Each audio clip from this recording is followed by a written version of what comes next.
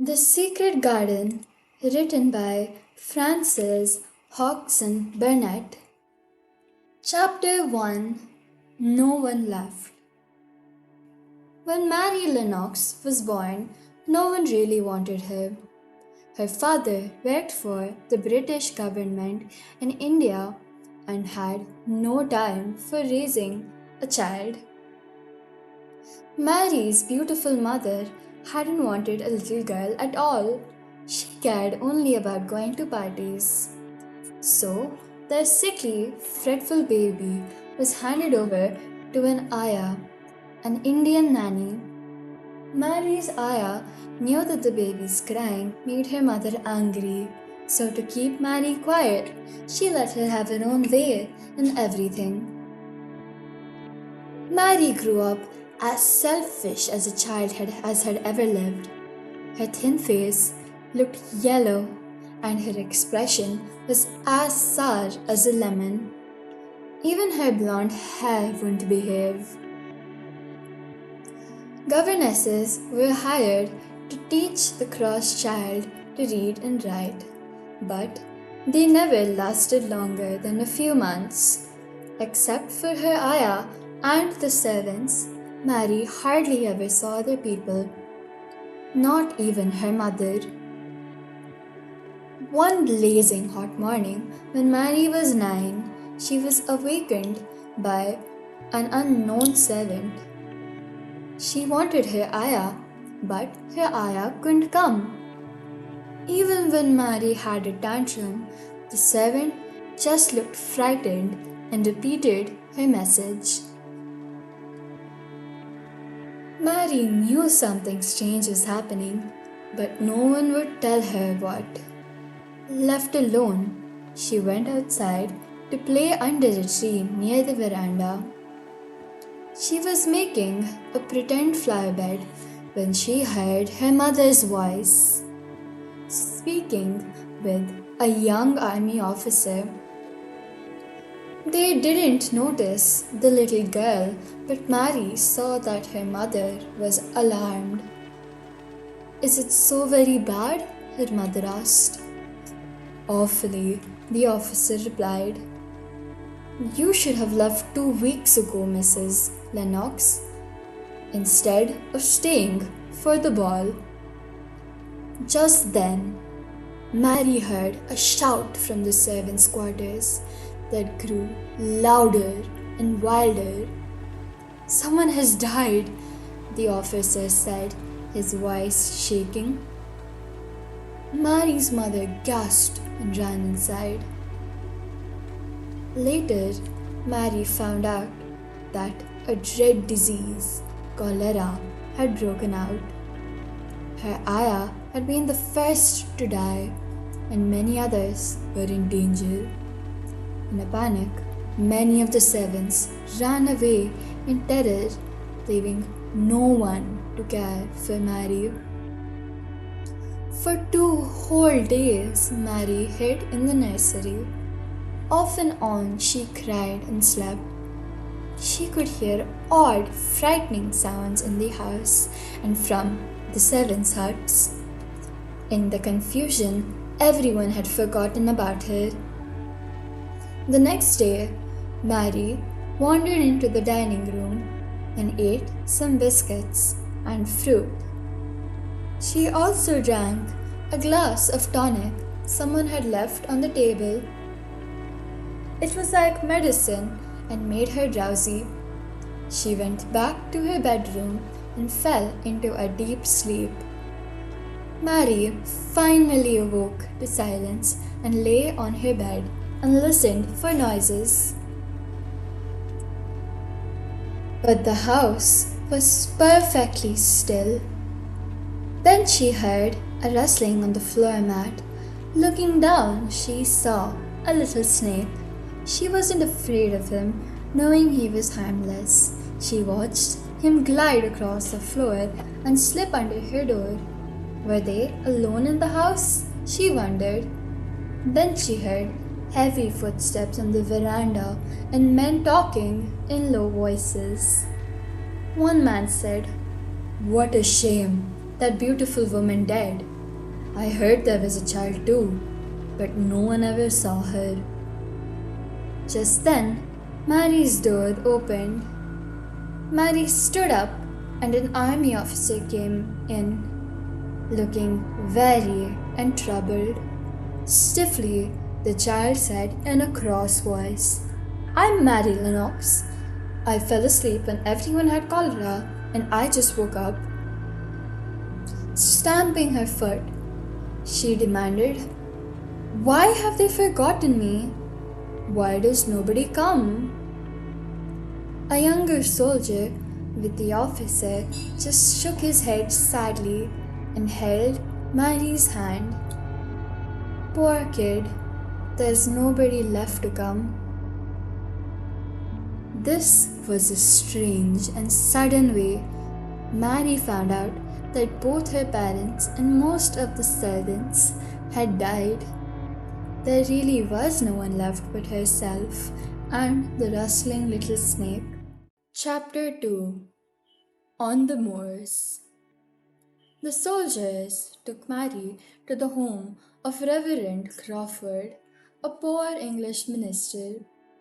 He told her that she would soon be sailing to London and would live with her guardian, Mr. Archibald Craven, at Misselthwaite Manor in Yorkshire. So Mary left India and sailed on the long ocean voyage to England. In London, she was handed over to Mr. Craven's housekeeper, Mrs. Medlock, a stout woman with sharp black eyes and a black cape. Mary didn't like her, but then again, she hardly liked anyone. The next day, they began their railway journey to Misselthwaite Manor. Mary sat with her hands folded in her lap and stared out of the window. She pretended not to care as Mrs. Medlock told her about her new home. "It's a grand place in a gloomy way," the housekeeper said. 600 years old, with nearly 100 rooms full of fine paintings and furniture. But most of them are locked up. The manor's on the edge of the moor. It has a big park with gardens and trees. Do you know anything about your uncle? "No," Mary said, acting bored. "But don't you care? Didn't your parents ever tell you?" Mrs. Medlock asked. "Why should it matter?" Mary replied. "Well, I suppose it doesn't," Mrs. Medlock said. "He's not gonna bother about you. He never troubles himself about anyone," she trailed off. A few moments later, she continued, "Mr. Craven's got a crooked back. He was never happy till he married. His wife, your aunt, was a sweet, pretty thing, and he'd have walked the world over to get her a blade of grass if she'd asked. Some people said she married him for his money, but she didn't. When she died, he became stranger than ever. Won't see people.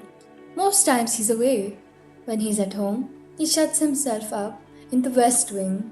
Don't expect to see him," Mrs. Medlock warned, and don't expect people to talk to you. You'll look after yourself. You'll be told which rooms you can go into. You can play in the garden, but don't go poking about the house. Mr. Craven won't have it." "I won't," Mary said tartly. She turned again to look out the window. Her eyelids grew heavy looking at the grey, rainy drizzle, and she fell asleep.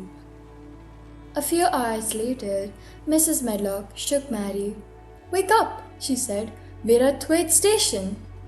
Now we have a long drive across Misselmoor." Mary stood and tried to keep her eyes open. She followed Mrs. Medlock from the train onto the railway platform. A large carriage awaited them. A footman in a long raincoat helped Mary and Mrs. Medlock inside. Then he climbed up to his seat beside the carriage driver and they were off. In the light of the carriage's lamps, Mary caught glimpses of the tiny village of Thwaite. Whitewashed houses, a church and a few shops. After that, she saw only trees and hedges beside the road. Then There was nothing but blackness out the carriage windows on both sides. Suddenly she felt a sharp jolt. "We're on the moor now!" Mrs. Medlock exclaimed. The yellow light of the carriage lamps revealed some bushes and low-growing things along the road. In the darkness, the wind made an eerie, low rushing sound. "Is it the sea?" Mary asked. "No, not the sea, or fields, or mountains," answered Mrs. Medlock mysteriously. "The moor is just miles and miles of wasteland, and no one lives on it except wild ponies and sheep." Mrs. Medlock paused. "I think it's a dreary place, but some people like it in springtime." The carriage rattled over bridges and bumps. Mary could hear water rushing very fast underneath them. She felt like they were driving over a windy black ocean. "I don't like the moor," she thought. "I don't like it at all." At last, the carriage stopped in a clearing in front of a very long house built around a courtyard. A single light glowed from a window upstairs, from an upstairs window. Mary followed Mrs. Medlock to a huge oak door that opened into an enormous hall with a stone floor. In the dim light, Mary could make out portraits on the walls and figures in suits of armor. She felt very small and lost in the shadowy hall. A thin old butler was there to meet them, but he didn't speak to Mary. The man said to Mrs. Medlock, "Mr. Craven doesn't want to see her. He's going to London in the morning and doesn't want to be disturbed." "Very well," Mrs. Medlock replied. "I can manage." The housekeeper led Mary up a wide staircase and down a dim hallway. Finally, they reached Mary's rooms. A coal fire burned in the hearth and a table was set with supper. "You can eat now, then I'll help you get to bed," Mrs. Medlock said. "You'll have this room and the nursery next door, so don't go wandering around the house. Understand?" Mary understood, but she had perhaps never felt so miserable in her life. Chapter 3. A Maid Named Martha. Mary awoke to the sound of a young housemaid kneeling at the fireplace, sweeping cold cinders into a pan. Mary watched her for a few moments, then she glanced around the room. Even in daylight it seemed oddly gloomy. The walls were covered with a tapestry embroidered with pictures of a forest and people in strange clothing. Mary turned to the window. She saw a great stretch of flat, treeless land. It resembled a dull purple sea. "What's that?" she asked, pointing toward the window. The young maid said, "That's the moor. Do you like it?" "No," Mary said. "I hate it." The maid grinned and said, "You'll get used to it. It looks bare in the winter, but in the summer it's covered with wild heather and smells sweet as honey. The air's so fresh and the sky looks so high, full of bees and skylarks. I want to live away from the moor for anything." Mary was puzzled. In India, the servants never talked so freely. "Curious," Mary said. "You're a strange servant. What's your name?" The maid laughed. "I'm Martha, and I know I seem strange to you. I'm a country girl from Yorkshire. If Misselthwaite were like other big houses, I'd have to work in the kitchen. But this house has no mistress, and Mr. Craven's nearly always away, so I work upstairs." "Are you my servant?" Mary asked. "I'm Mrs. Medlock's servant," Martha replied, "but I'll clean your room and wait on you a bit." Mary had to listen as Martha, whose friendly voice had a soothing effect, told her all about her large family and their cottage on the moor. "My brother Dickon is 12 and he's got a young pony. He found it and its mother on the moor. He'd give it bits of bread and grass, and it got to like him. Now it follows him around and even lets him ride it. Dickon's a kind lad and animals like him. Mary began to take a slight interest in Dickon. This was strange because Mary had never been interested in anyone but herself. Mary had some tea and a little toast. Then Martha cleared up the table. "You wrap up warm and go outside to play," she said. "That will give you an appetite." Mary looked out the window. "Why should I go out on a day like this?" she asked. Everything looked grey and wintry.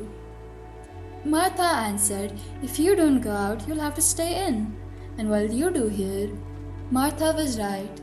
There were no toys or books in the nursery or in the bedroom. "Who will go with me?" Mary asked. "You'll go by yourself, of course." Dickon plays alone on the moor for hours. He plays with the pony and the sheep that know him. The birds come to eat out of his hand. Mary thought that at least there would be birds to amuse her. Martha helped her into her coat, cap, and sturdy boots and led her downstairs. At the door, Martha pointed to a gate in the bushes. "The gardens are through there. You can play in all of them except one that's locked up. Mr. Craven shut it when his wife died 10 years ago and buried the key." A bell rang and Martha hurried away. Alone, Mary stepped outside, left to wonder about the locked garden. Chapter 4. Mary went through the little gate into a big garden. It had wide lawns and winding paths, trees, flower beds, and an old grey fountain. But everything was bare, and there was no water in the fountain. At the end of the path, she came to a wall with a green door. It opened into another walled garden. Another open door led to yet another walled garden. Mary didn't know that these were kitchen gardens for growing fruit, vegetables, and herbs. They were certainly ugly in the middle of winter, she thought. She was still exploring when an old man came through one of the doors. He carried a spade over his shoulder. He didn't seem at all happy to see Mary. In her quiet, sharp voice, she asked, "What is this place?" Gruffly, he answered, "A kitchen garden. There's another beyond that door, and an orchard on the other side of that." "Can I go play in them?" Mary asked. "If you want, but there's nothing to see." Mary turned away and walked to the next green door. She entered a garden with beds of winter vegetables, some covered by glass frames. She found another wall with a green door, which was closed. Could it be the garden that no one had entered for 10 years? Mary grabbed the door handle, hoping it wouldn't open, but the handle gave way. She entered an orchard of bare fruit trees. Walls surrounded the orchard, but no more doors. She noticed that one wall seemed to go beyond the orchard. Maybe it led to something on the other side. On a treetop behind the wall, a robin redbreast was perching. He burst into his winter song. Mary perked up. The bird's friendly little whistle made her feel better, and she almost smiled. When he flew away, she wondered if she would see him again. Perhaps he lived in the mysterious locked garden. Mary was very curious about the locked garden. If Mr. Craven had loved his wife, why did he hate her garden? She walked back to the first kitchen garden and crept up on the old man, who was digging. "I visited the orchard," she reported, "but there's no door to the garden on the other side of the wall," she said crossly. "I did see a bird with a redbreast in the treetop singing." The old man began to whistle, and then Mary heard a little rustle. A bird flew over to them. He perched on a clod of dirt near the gardener's foot. It was wonderful. The old man stopped digging. He asked the bird, "Where have you been, cheeky little fellow? Have you begun courting this early in the year?" The bird hopped and pecked the ground for seeds and insects. He seemed sprightly and cheerful, and Mary started to seem the same way as he watched him. "Does he always come when you whistle?" she asked. "Aye," the gardener said. "I've known him since he was a chick. He flew over from the other garden, but he was too weak to fly back for a few days. That's when we got friendly. He's a robin redbreast. They're the friendliest, most curious birds alive." "See? He knows we're talking about him. He's a stuck-up one," the gardener chuckled. "Where's his family?" Mary asked. "Don't know. When he was strong enough to fly back to his nest, his brood had gone. But he's smart. He knew he was lonely, and he flew back home." Mary took a step nearer the robin and looked at him very intently. "I'm lonely," she confided. Until then, she had only felt cross, but didn't know why. The gardener stared at her. "Coming here from India, it's no wonder," he said. Then he began to dig again. "What is your name?" Mary asked. "Ben Weatherstaff," he said. "I'm lonely too, except when he's around. He's my only friend." "I've never had a friend," Mary said. "You and me are a good bit alike," Ben Weatherstaff said. "We both have faces like sour pickles, and we both act as sour as we look. Same nasty tempers, I guess." No one had ever spoken so plainly to Mary. She wondered if she really did look as sour as he said. A clear rippling sound broke through her thoughts. The robin had flown into an apple tree nearby and was singing. Old Ben laughed. "He wants to make friends with you." Mary looked up at the robin. In a voice as soft and eager as any child's, she said, "Would you make friends with me? Would you?" "You said that so nice and human," Ben exclaimed, "almost like Dickon when he talks to the wild creatures in the moor." "Do you know Dickon?" "Everybody knows him." Mary wanted to know more, but just then the robin spread his wings and flew away. Mary watched him go. She cried out, "He's flown into the garden with no door." "He lives there," Ben said. "Maybe he's courting some lady robin who lives in the old trees." "Are there roses in the garden?" Mary asked. She had seen roses in India. "There were 10 years ago," Ben mumbled to himself. "Where's the door?" Mary asked. "Nowhere anyone can find," Ben said roughly. "And it's nobody's business." "Don't you go poking your nose where it doesn't belong. Get on now and play. I've got work to do." Then he hoisted his spade onto his door and trudged away. Chapter 5. A Cry in the House. For a while, every day was like Mary's first. Martha would bring her breakfast and help her dress. Mary would complain more than she ate. Then she'd go outside to explore the gardens. But after several days, she woke up feeling hungry. "It tastes nice today," she said of her porridge. "It's the fresh moor air that gives you an appetite," said Martha. "You keep playing outdoors. It'll soon put flesh on your bones and color in your cheeks." "I've got nothing to play with," Mary replied. "You've got sticks and stones," Mary exclaimed. "My brothers and sisters play with what they can find. They run and shout and look at things." Mary did look at things in the gardens. Sometimes she saw Ben Weatherstaff, but he was always too busy to pay attention to her. She discovered a long walkway outside the garden walls where thick ivy grew.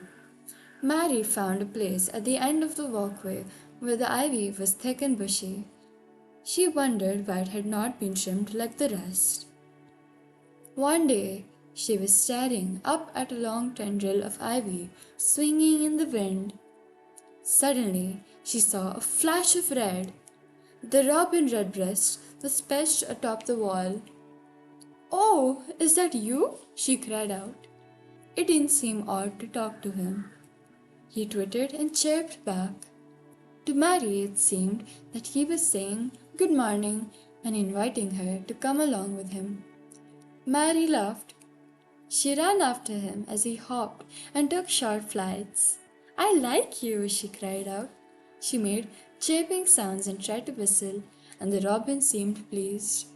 He flew up to a treetop to sing, behind the orchard wall on the other side of the garden. He must live in the garden without a door, she thought. He ran up the path and back through the kitchen gardens to the orchard. She went straight to the wall where she had first seen him. There he was, just finishing his concert. "It is the secret garden, I am sure it is." She searched again for a door in the orchard wall, but still found nothing. So she ran all the way back up to the long path that wound along the ivy-covered wall. She walked up and down, searching very carefully. Still no door. That night, Martha chatted amiably while Mary ate. Mary didn't mind listening to her now. When Mary finished her supper, she and Martha sat near the fireplace. The wind was howling outside. It banged at the windows like an invisible giant trying to break in. But by the fire, they felt safe and warm. Mary asked, "Why did Mr. Craven hate the garden?" Although hesitant, Martha tried to explain. "It was his wife's, and she loved it. Mr. and Mrs. Craven tended the flowers themselves. None of the gardeners ever went in. The two of them would stay there for hours, just reading and talking. In it was an old tree with a branch that bent like a seat. Mrs. Craven liked to sit there, but one day the branch broke and she fell. She was hurt so badly that she died the next day.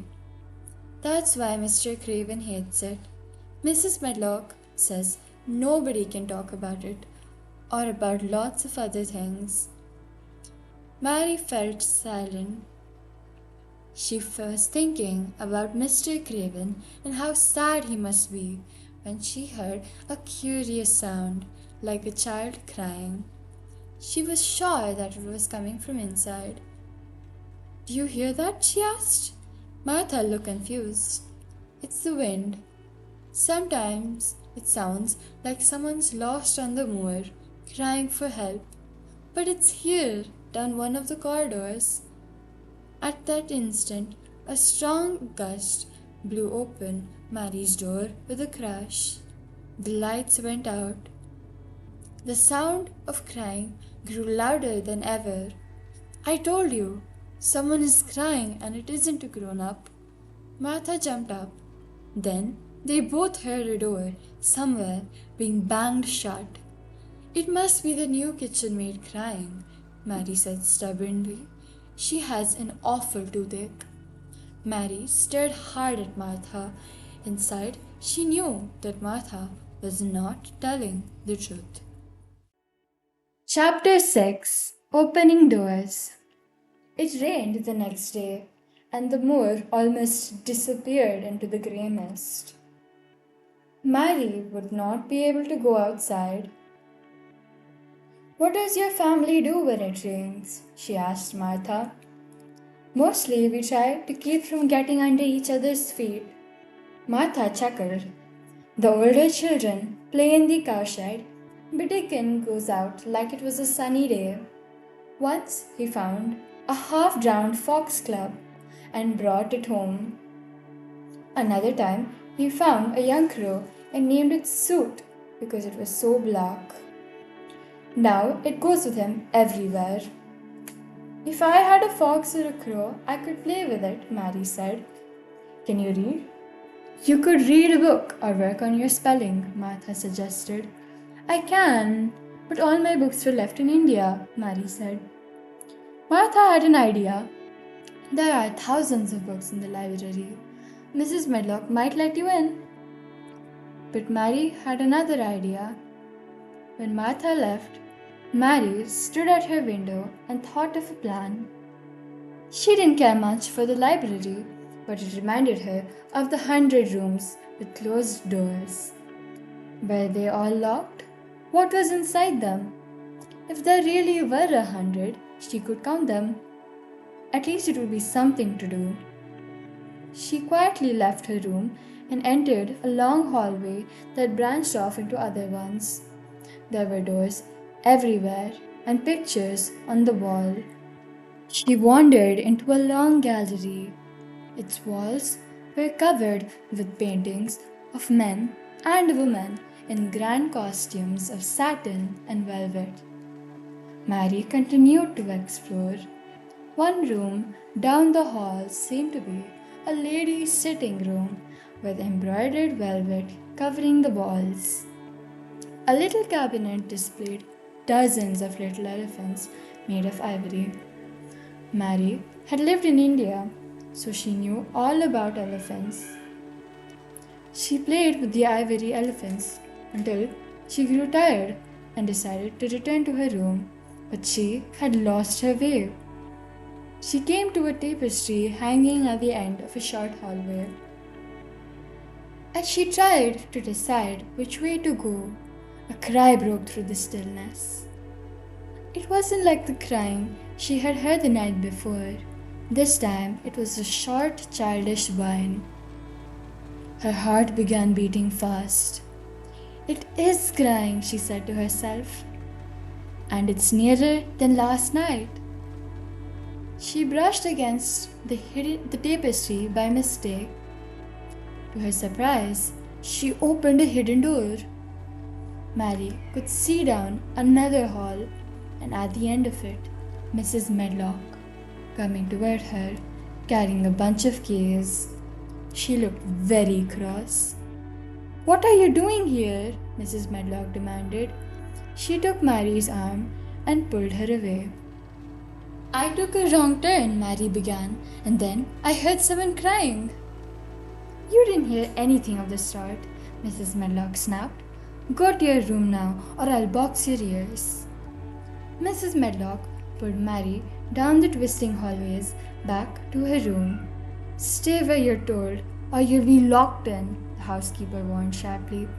Then she left, slamming the door. Mary sat by the fireplace.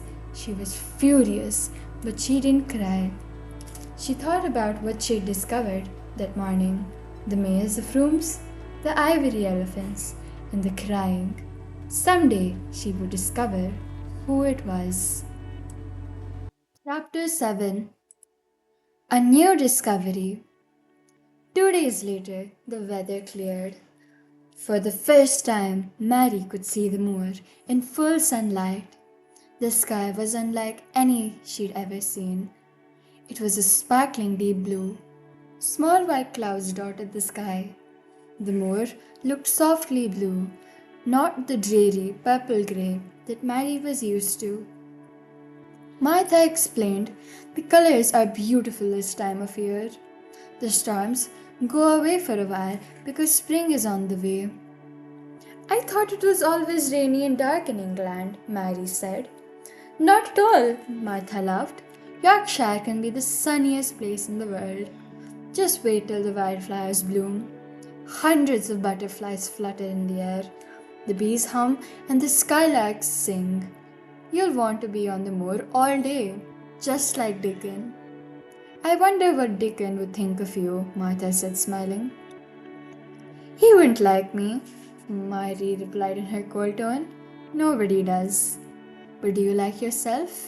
Martha inquired kindly, as her own mother had asked her when she was in a bad mood. Mary didn't answer for several moments. Then she said, Not really. Not at all. but I've never thought about it that way before. After Martha left, Mary felt lonelier than ever. Mary hurried off to the garden and ran around the old fountain 10 times. She counted each lap and felt better when she had finished. She looked up again at the blue sky and tried to imagine lying on a fluffy white cloud and just floating. Then she went into one of the kitchen gardens where Ben Weatherstaff and 2 other gardeners were working. Old Ben said to Mary, "Springtime's coming. Can you smell the good rich earth?" Mary sniffed. She thought she could smell something fresh and damp. She thought that the good weather had made Ben warmer too. Mary was watching Ben dig when she heard a soft rustling. The robin alighted on the ground. He was very lively and hopped all around her feet. "He's never known a little girl before," Ben said. "He wants to find out all about you." "Are there things growing where he lives? In the garden with the old rose trees?" Mary asked. "Ask the robin," Ben said. "He is the only one who's been inside it for 10 years. A little later, Mary wandered off. She was thinking of how she liked the garden and how she'd begun to like the robin and Dickon and Martha's mother and Martha. She wasn't used to liking people. She found the path outside the ivy-covered wall. The robin flew around there too. He hopped about the bare flower beds, pecked at the ground, and pretended not to notice Mary. But she knew that he had followed her. This excited her. "You are the prettiest bird in the world," she exclaimed, "and you remember me." Mary talked and chirped back to him. The robin puffed out his chest, flicked his tail, and twittered. She put her face close to his and tried to make robin sounds, but she knew not to touch him for the fear of frightening him away. The robin hopped over to the flower bed and began to peck for a worm. Then Mary noticed something in the dirt. It looked like a rusty ring of iron or brass. She waited until the robin flew back to her treetop. Then she reached down. But it wasn't a ring. It was an old key, and it had been buried for a long time. Chapter 8. Something in the Ivy. Mary put the key in her pocket. She decided to keep it with her whenever she went outside, in case she found the hidden door to the garden. She wouldn't ask for permission to go in either. She imagined making a special place just for herself. As she thought, she stared at the ivy walls. "It's very silly," she said tartly. "I'm so near the garden, but there's no way in." The next morning, Martha returned from her day off with lots to tell Mary. "I told my family about you," Martha said cheerfully. "They wanted to hear all about the little girl from India who's been waited on her entire life." Mary said, "I'll tell you more before your next day off. Your brothers and sisters might like to hear about riding on elephants and camels and hunting tigers." "My word!" Martha exclaimed with delight. "That would be as good as the wild animal shows." She then put her hand into her apron pocket. "I brought you a present," Martha said. She took out a strange object, a rope with a striped handle at each end. Mary was mystified. She'd never seen one and asked what it was for. "It's just a skipping rope," Martha explained. "Mother bought it from a peddler. Just watch." Martha went to the middle of the room and began to skip. She counted to 100. When she stopped, her cheeks glowed and her eyes sparkled. Her breath came in little pants. I could already skip to 500 when I was 12, Martha said breathlessly. She handed the rope to Mary. Now you try, she said. It does take practice, but Mother says there's no better toy. She says that skipping rope will stretch your limbs and make you stronger. Mary wasn't very good at skipping. Still, she liked trying and didn't want to stop. Go skip outside, Martha said. Mother says you should be outdoors as much as you can. Mary got into her coat and slung her new toy over her arm. She was about to leave when she turned back to Martha. It was your wages that bought this rope, wasn't it? Thank you, Martha. She said it so stiffly because she wasn't used to thanking people. Then she held out her hand. Martha shook it. The handshake was a little formal, but Martha understood that Mary wasn't used to showing her feelings. Outside, Mary began to skip rope while counting. She skipped around the fountain, then into the kitchen garden. Ben Weatherstaff was there with the robin. Well, he declared, perhaps you are a youngster, not an old lady with sour buttermilk in her veins. I can only skip to 20, but I'm getting better. You keep on going. The robin will want to see you, I'm sure. So, Mary skipped into the orchard. She wasn't used to so much exercise, but the more she skipped, the easier it became. At last she reached the path beside the ivy wall. The robin was perched on a long branch in the thickest part of the ivy, chirping overhead. Mary laughed at him. You showed me the key yesterday, she called out, but I don't believe you can find the door. Then something happened that could only have been magic. A gust of wind blew down the path. It was pleasant and strong. It blew some of the ivy branches away from the wall. They stirred like window curtains in a breeze. Mary grabbed the loose ivy. She had seen something in the wall, a round doorknob hidden by the vines. Her heart thumped in her chest. She held the ivy away from the door. Touching the door with her fingers, she felt a small hole, a keyhole. Trembling, she took the rusty old key from her pocket, where she had been hiding it. She put it in the keyhole. She had to use both hands to turn it, but somehow it did turn. She glanced up and down the path. No one was coming, so she took a deep breath and pushed. Very slowly and creakily, the door opened. She slipped inside and shut the door behind her. She was now inside the secret garden. Chapter 9. Such a Strange Place. The garden was the most mysterious place anyone could imagine. Its walls were covered with bare branches. Wintry brown grass covered the ground. There were clumps of bare bushes and little trees. Mary knew that they were rose plants like she had seen in India. There were other kinds of trees. The climbing rose canes hung down like curtains, and the vines had grown together, making little bridges between the trees.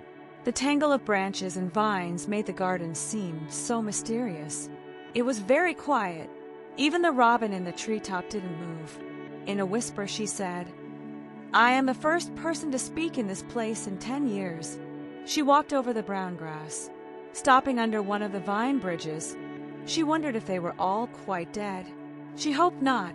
Even so, she was inside the garden, a world of her own at last. The sun was shining, and the sky looked even bluer here. The robin flitted from one tree to the next. He chirped busily, telling her about the garden. She forgot to feel lonely. She kept thinking how beautiful it would be if the garden came alive. She began to skip around the garden, taking it all in. There were little paths in the grass, stone benches, and moss-covered urns.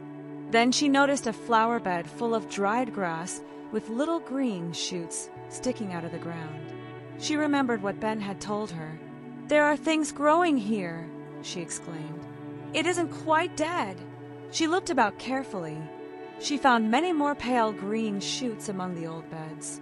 Although she had never been a gardener, she thought she could help tend the little plants. She found a sharp stick. With great care, she dug away the grass around a few plants. She dug up some little white things that looked like onions and then replanted them. When she cleared a space, she said, "Now the plants can breathe." She decided to do more each day until she had done them all. Mary almost forgot about lunch and had to run back to the house. Martha was very surprised to see Mary's rosy cheeks and bright eyes. She was even more surprised when Mary asked for double helpings of meat and rice pudding. While eating, Mary asked, "What are those white things in the ground that look like onions?" "They're bulbs," Martha said. "The little ones are snowdrops and crocuses. The bigger ones are daffodils, and the biggest are lilies and irises. Those flowers live a long time. They spread out and have little ones. Dickon planted bulbs all around our cottage." "Does Dickon know about flowers?" Mary asked. "Our Dickon can make flowers grow on a stone wall," Martha said with pride. "Mother says he just whispers things out of the ground." Mary finished her pudding and went to sit by the fireplace. "I wish I had a little spade," she said. "Whatever for?" Martha asked.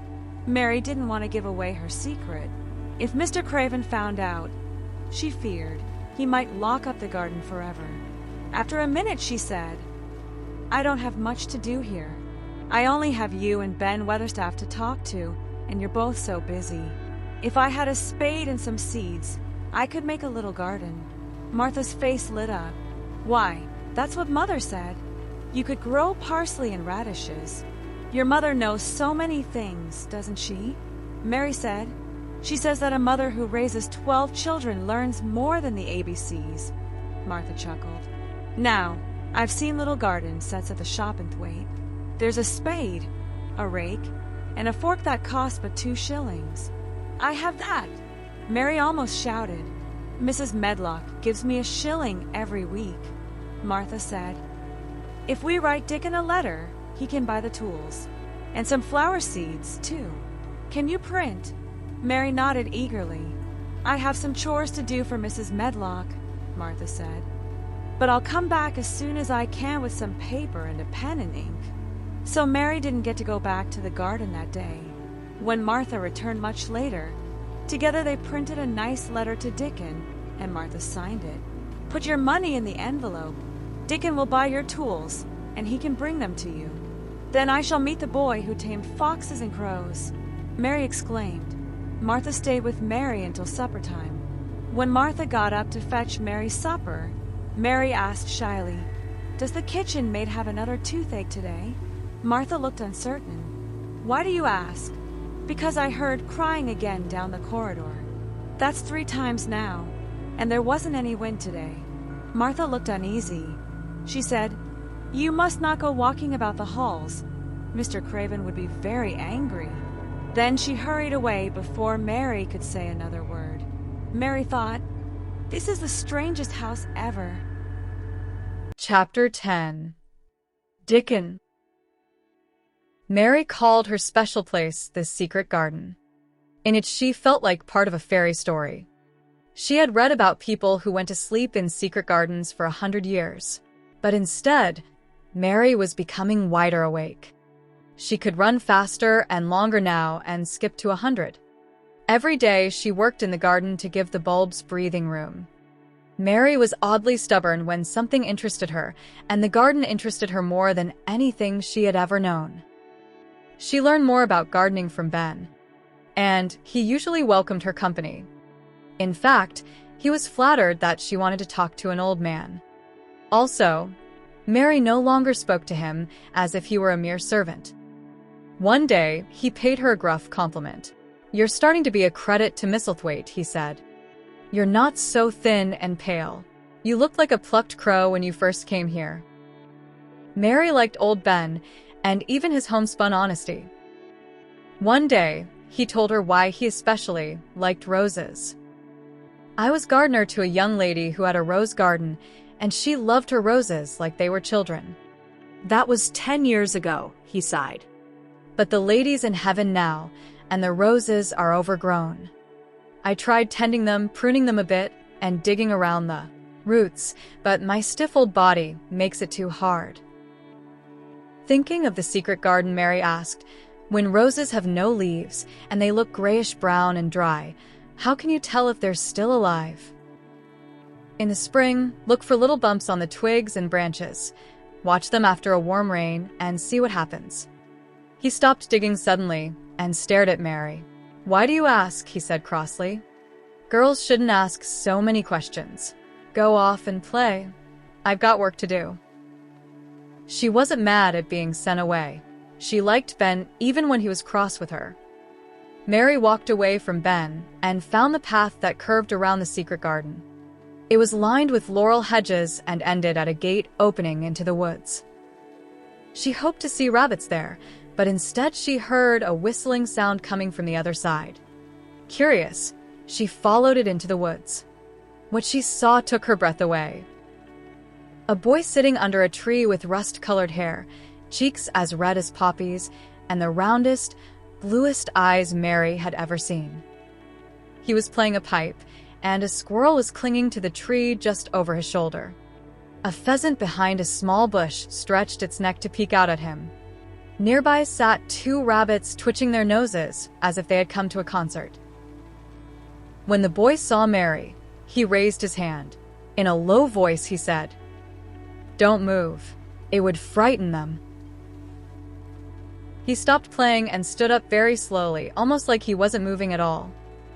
When he finally got to his feet, the animals scampered away. They didn't seem afraid. "I'm Dickon," the boy said, "and you're Miss Mary."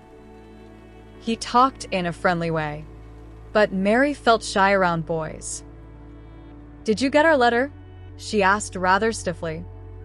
Dickon nodded his head yes. "I've brought the garden tools." He showed her a package wrapped in brown paper. "There's a spade, a rake, a fork, and a hoe. A trowel, too, and some extra seeds." The woman at the store threw in a packet of white poppy and blue larkspur for free. "Can you tell me about the seeds?" Mary asked, opening the package. The way he talked sounded as if he liked her. She forgot about being shy. They sat on a log, and Dickon explained all about the seeds and how to plant them. They heard chirping coming from a holly bush. "There's a robin calling us," Dickon said. "He's calling someone he's friends with." "He's Ben Weatherstaff's robin," Mary said. "I think he knows me a little." Dickon whispered, "He's telling me he likes you." Dickon moved quietly to the bush. He made a sound like the robin's own twitter. The robin answered. Mary was amazed. "Do you really understand everything birds say?" she asked. Dickon grinned. "I think so," he said. "I've lived on the moor so long that I feel I'm one of them. Sometimes I think I'm a bird or a fox or a badger." He laughed and came back to the log. Then he asked, "Where is your garden? I can help you plant." Mary turned red and then pale. She twisted her hands in her lap and looked at the ground. Dickon was puzzled. He asked, "You do have one, don't you?" Mary said nothing for several minutes. Then she looked up and said, "Can you keep a secret? It's a great one. If anyone found out, I think I might die." Dickon was more puzzled than ever. But he said in a good-natured way, "I keep secrets all the time. I keep the animals' secrets so no one bothers them on the moor." Mary grabbed his sleeve and spoke very fast. "I've stolen a garden. Nobody wants it, and maybe it's all dead, but I don't care. Nobody can take it from me." Then she threw her arms over her face and burst into tears. Dickon drew out a soft ugh. Mary wiped at her tears. She said, I found it myself and got it myself, like the robin. They wouldn't take the garden away from a robin. Where is it? Dickon asked. Mary jumped up. I'll show you, she said. Dickon followed her through the gate, up the laurel path, and to the ivy-covered walkway. He didn't speak, but looked kindly at her. Mary found the door and led him inside. It's a secret garden, she said. They're letting it die, but I want it to live. Dickon took his first look around. In a curious whisper, he said, It's a strange, pretty place. It's like we're in a dream. Chapter 11. A Wick Garden. For several minutes, Dickon just looked around. Then he started walking about the great trees and twisting vines, the overgrown grass, and the stone seats and urns. We used to wonder about this place, he said softly. Just look at the tangle. This must be the safest nesting place in England. No one could bother the birds up there. Will there be any roses? Mary whispered. Dickon stepped over to the nearest tree. He took a knife from his pocket and cut into a branch. There's a lot of dead wood, but it's as wick as you and me, he told her. Grinning widely, he showed Mary a little brownish-green shoe. Wick? She asked. That's Yorkshire for alive, Dickon said. Oh, I'm glad it's Wick, Mary exclaimed. Dickon put a finger to his lips. Mary whispered happily, I want everything here to be Wick. One shrub at a time, Dickon showed her how to cut away the dead wood to find the living wood. When it looks greenish and juicy, it's Wick. When it's dry and breaks off easy, you cut it away.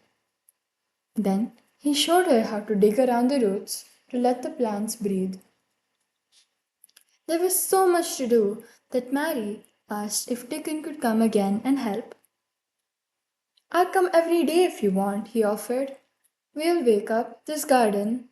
You'll get stronger and I'll teach you to talk to the robin. We'll have loads of fun. He looked around again and said, But I don't think the garden should be too neat. It'll look nicer with things running a bit wild. Mary agreed that it wouldn't seem like a secret garden if it was too tidy. It looks like someone did some pruning and digging not too long ago, he noted. But the door was locked and the key was buried. How could anyone get in? Mary said. Dickon scratched his head. Aye, how could it be? He murmured. They kept working in the warm sunshine. Mary was startled when the clock in the courtyard chimed 12. Time for lunch. Dickon had brought a sandwich to eat in the garden and worked some more before going home. Mary hated to leave. She was afraid Dickon would disappear like a wood fairy. Walking to the door, she turned and said, Whatever happens, you would never tell about the garden? Dickon smiled. If you were a thrush and you showed me your nest, do you think I'd tell? Not me. Your secret is safe. Chapter 12. Just a Bit of Earth. When Mary ran into her playroom, Martha was waiting. I've seen Dickon, Mary exclaimed. He brought the garden set. Martha had never seen the girl so excited. She asked, Where is your garden to be? Marion couldn't tell her about the secret garden, so she said, I haven't gotten one yet. Martha said, if I were you, I'd talk to Ben Weatherstaff. He'll find a place for your garden. Mary ate her lunch hungrily, so she could hurry back to the garden and Dickon. But when she finished, Martha had some important news. Mr. Craven had come home and asked to see his niece. But why? Mary asked. Her face grew pale. He didn't want to see me before. It is because of Mother, Martha said. She saw him in Thwaite village and she spoke to him.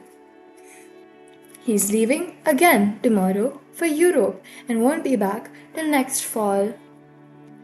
This made Mary feel better. If Mr. Craven went away, she'd have time to see the secret garden come alive. Mrs. Medlock opened the door in her best dress, looking a bit nervous. She told Mary to change her clothes and brush her hair. Then she took Mary to a part of the house she had never seen. They entered a large room where Mr. Craven was sitting in an armchair before the fire. He thanked Mrs. Medlock and dismissed her. Mary was surprised to see that he wasn't a hunchback, although he had crooked shoulders. "Come here," he said. Mary stood before him. He had dark eyes and black hair streaked with white. He wasn't ugly and could have been handsome if he didn't look so unhappy. "Are you well?" he asked. "Did the servants take good care of you?" "Yes," she answered. "You are very thin." "I'm getting fatter," Mary said in her stiff way. Mr. Craven rubbed his forehead. "I intend to get you a nursemaid or a governess." "Oh, please, no," Mary stammered. "I'm too big for a nurse, and don't make me have a governess yet." Mr. Craven looked away. To himself, he said, "The Sowerby woman said she needs to get stronger before she has a governess." Mary heard the name and asked, "Is that Martha's mother?" "Yes," he replied. "Mrs. Sowerby said you should play outdoors and get sturdier." "She knows all about children," Mary said. Yes, Mrs. Craven was very fond of her, he said.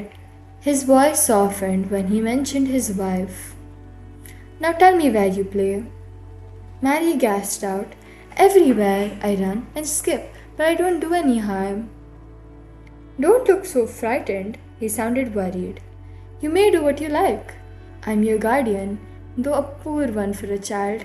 I can't give you much attention, but I want you to be happy and comfortable. Is there anything you want? Toys? Books? Dolls?" Mary's voice trembled. She said softly, "Might I have a bit of earth?" Mr. Craven looked startled. "Earth? What do you mean?" "A place to plant seeds. Make them grow.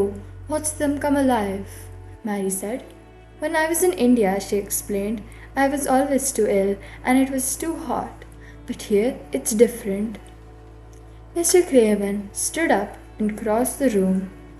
He seemed to be deep in thought. When he spoke to her again, his eyes looked soft and kind. "You can have as much earth as you want," he said. He remembered his wife's love of things that grow. "When you see a bit of earth you want," he smiled, "you may take it, child. Make it come alive." Then he rang the bell for Mrs. Medlock. Mr. Craven spoke to the housekeeper. "This child needs to be stronger before she begins to have lessons," he said. "Give her simple, healthy food. Let her run in the garden, but don't look after her too much." Mrs. Medlock looked relieved. Mary could be quite a handful. "Mrs. Sowerby is to come here sometimes, and Mary may visit the Sowerby's cottage." Back in Mary's room, Martha was waiting with a surprise. "I can have my garden," Mary cried happily. "Your mother can come to see me, and I can visit your cottage. Mr. Craven really is kind." Martha was as delighted as Mary. She helped her change into her play clothes, and Mary ran outside. She hoped Dickon would still be in the garden, but he had gone. His tools lay neatly under a tree. Only the robin remained. A piece of paper fastened to a thorn on a rose bush caught Mary's eye. It was a letter she'd sent to Dickon.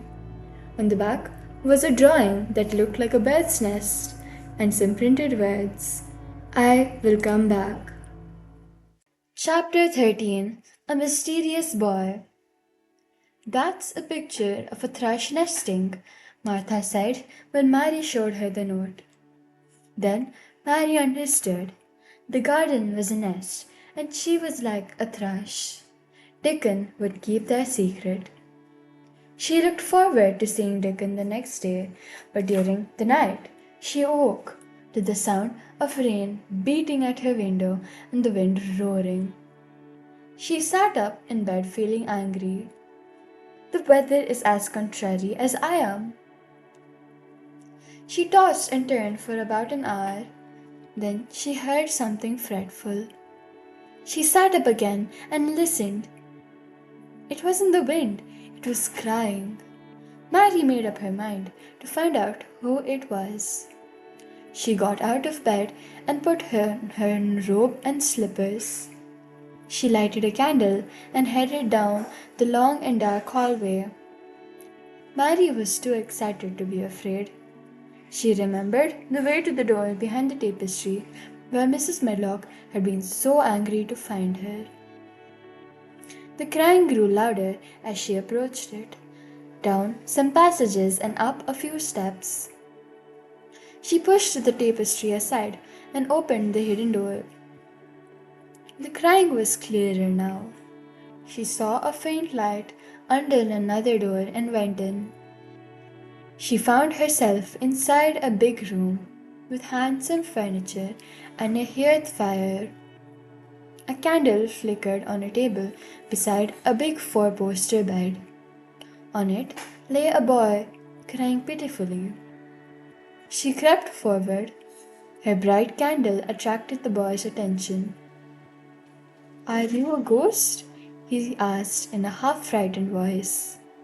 "No," Mary whispered. "Are you?" He stared at her with big grey eyes that looked too large for his thin face. "I'm Colin Craven," the boy said. "I'm Mary Lennox. Mr. Craven's my uncle."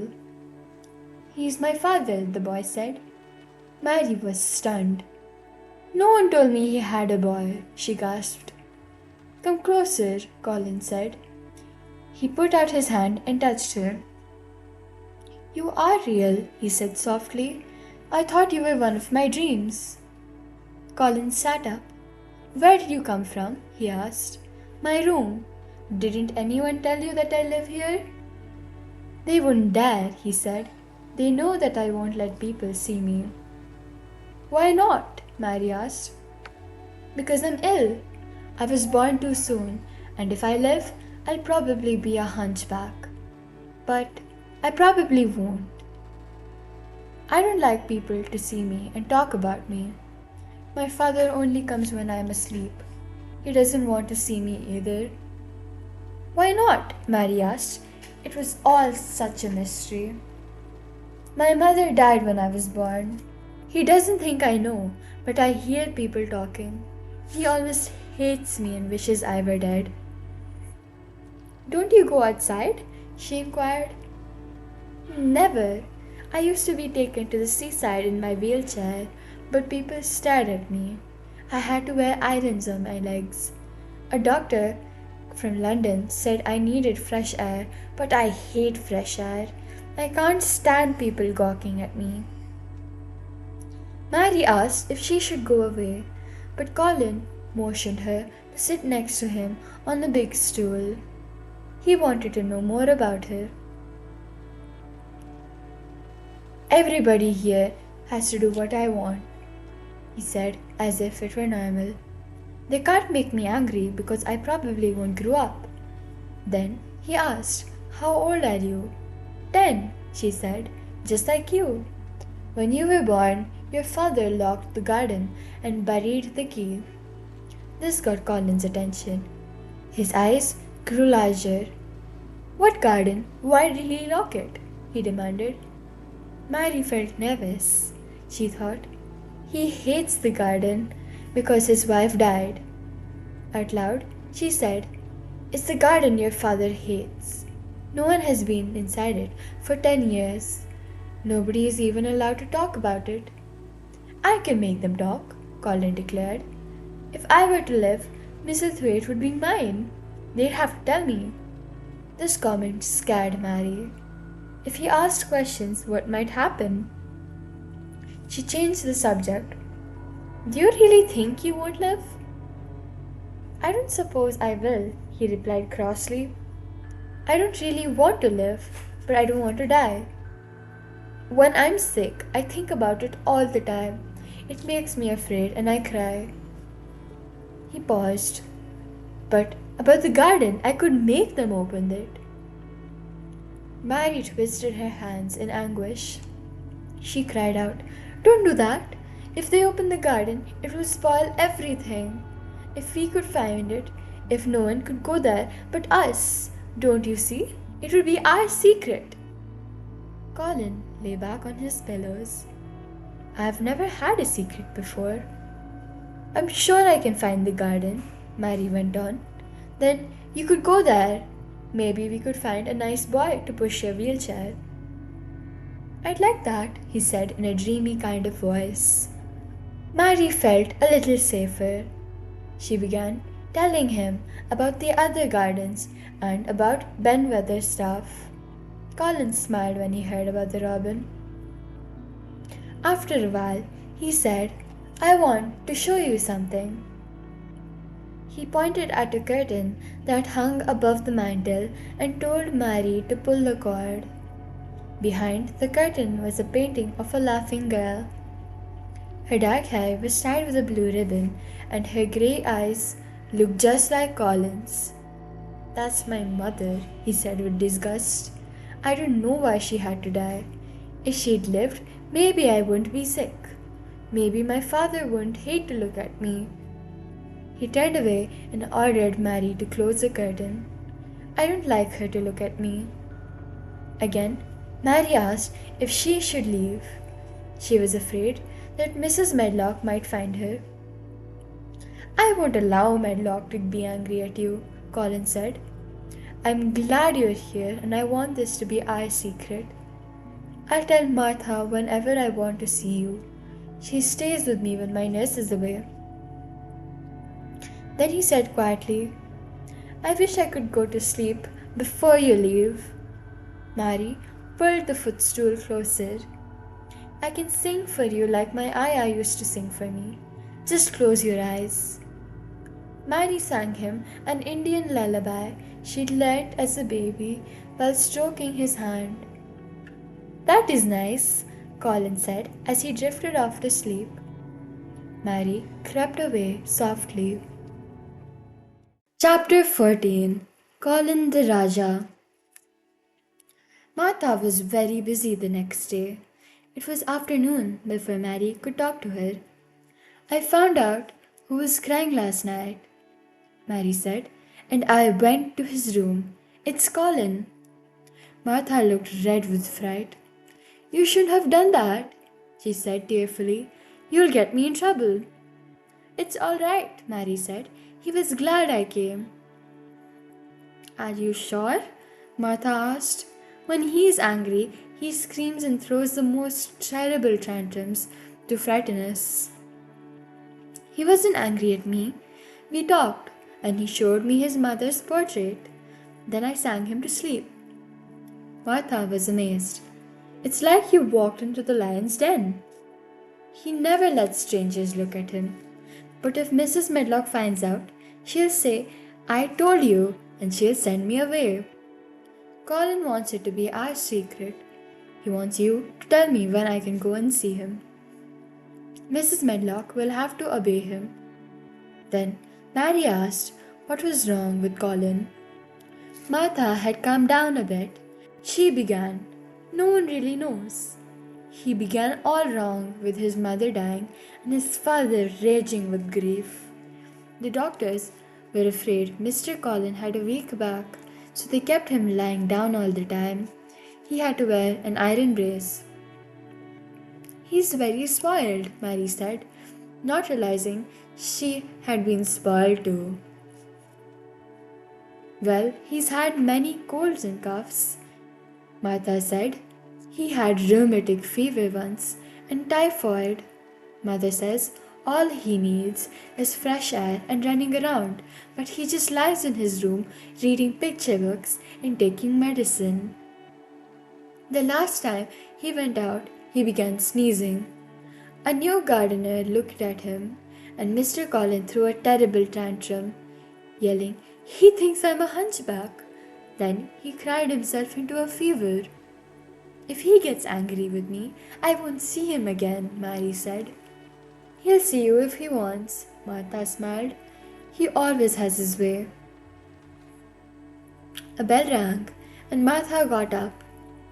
"His nurse wants me to watch him for a while," she said. "I hope he's in a good temper." She returned 10 minutes later.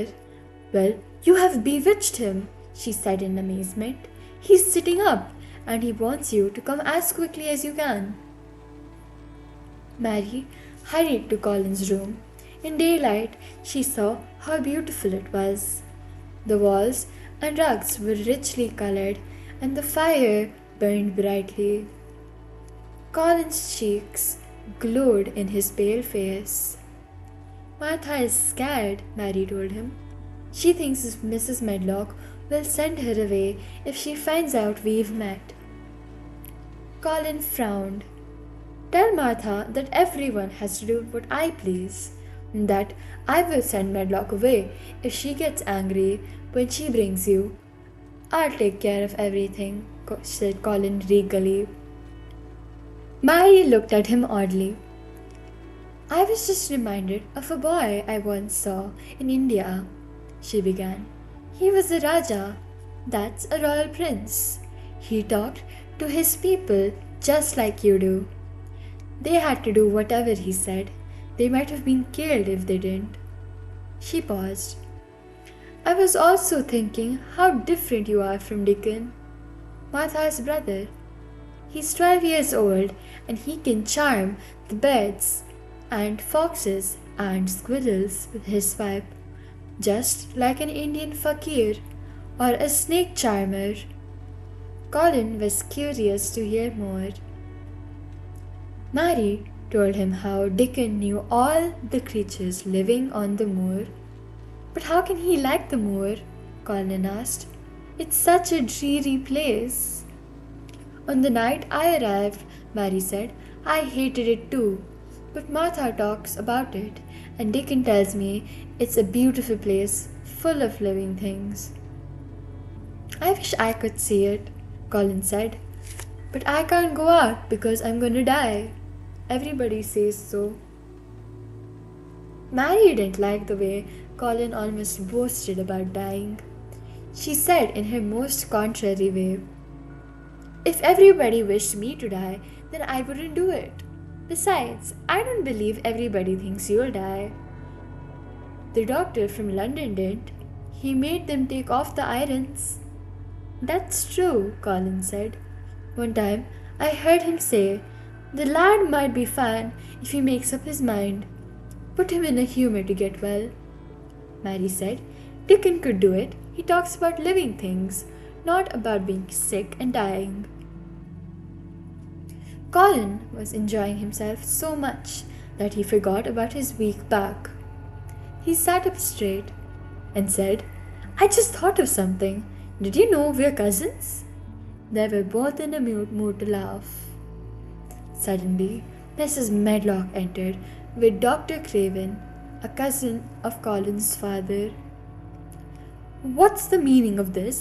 the doctor said in alarm. In his best Rajah voice, Colin said, "This is my cousin Mary Lennox. She must be allowed to come whenever I send for her." Mrs. Medlock wailed, "Who let her come in here?" "Nobody," Colin said. "Mary heard me crying and she came by herself." Dr. Craven sat down and took Colin's pulse. "It's fast, my boy," the doctor said. "Excitement is not good for you." "I will get more excited if she doesn't visit me," Colin said, staring at the doctor. "She makes me feel better. I want her to stay for tea." He commanded Mrs. Medlock to bring some tea and snacks. She hurried off to carry out his order. The doctor finally agreed to let Mary stay. He also left, shaking his head in disapproval. When Mrs. Medlock brought their refreshments, Colin helped himself to a hot muffin and offered one to Mary. He said, "Now, tell me all about Rajahs." Chapter 15. Nest Building. It rained for the whole next week. Mary missed going to the garden and seeing Dickon, but she and Colin spent hours talking, playing games, and reading to each other. He hadn't had a crying fit since he met Mary. Mary was very cautious about talking to Colin of the secret garden in case he couldn't keep a secret. But how could they get him in there without anybody knowing? She was sure the garden would help him get better as it had helped her. At the end of the week, Mary woke up very early. Outside, the sky was blue again. She jumped out of her bed and ran to open her window. A sweet, fresh breeze greeted her. She put her hand out the window to feel the sun. "It's warm," she thought. "It will make the sprouts grow and the bulbs work very hard. Oh, I must see the garden now." She dressed quickly with the sounds of birds singing. She hurried downstairs to a small side door which she could unlock by herself. Outside, the grass had turned green, and there seemed to be living things in every bush and tree. Little shoots were sprouting in every flower bed and border. The world was waking up. She ran to the secret garden. She was about to fling open the door when she heard a strange caw-caw. Looking up, she saw a big blue blackbird on top of the ivy-covered wall. It made her nervous and she hoped it would fly away. When she entered the garden, the crow flew into an apple tree. Under the tree was a small reddish animal with a bushy tail, and Dickon kneeling in the grass. As Mary approached, the animal went over to Dickon. The crow flew down and perched on his shoulder. Dickon introduced his companions. "This fox cub is Captain. The crow here is Soot. They followed me across the moor this morning." The fox and crow stayed with Dickon as he and Mary walked around the garden. They didn't seem to be afraid of Mary.